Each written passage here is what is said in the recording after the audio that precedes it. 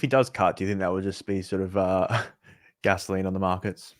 That's the fear. That's the fear, is that if he does cut, look, there's two times in history, the history being the last 30 years, the Fed cuts for one of two reasons. They either panic because they see signs that the economy is falling apart. Obviously, we all remember 2020, and they panicked and they cut rates to zero real quickly. Or they try to cut as part of a victory lap. Hey, we accomplished our goals. Rates don't need to be this high. They could come down. They did that twice, 1995 and in 2019.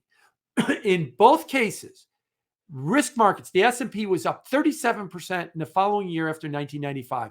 The S&P was going vertical after they cut rates in July of 2019, and animal spirits were raging in the world until it hit the brick wall called COVID. And it was only because of COVID that it stopped. Otherwise, it might have still went going. So the Fed has to look and say, look, we cut rates and we jam up the stock market another 10 or 15% and home prices take off. If I'm right and there's a propensity to spend, there's going to be a lot of people buying new cars, and there's going to be a lot of people buying stuff and taking Italy trips, and prices are going to go up even more. And then for the bottom 50% that don't own assets, that only have debt and see more inflation, they lose.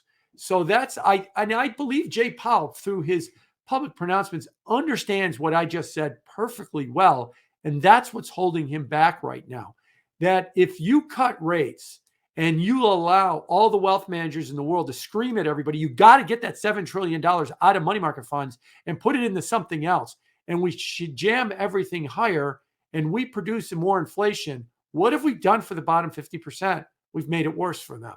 And that's the fear that you would have to have. So that's why I think he's going to be more deliberate about these rate cuts than people think, and why he's waiting to see if there is a soft landing, or if there is a last mile to 2% inflation. And I just tweeted out today, there is no last mile to 2% inflation. It bottomed at 8 months ago, the year-over-year CPI inflation rate.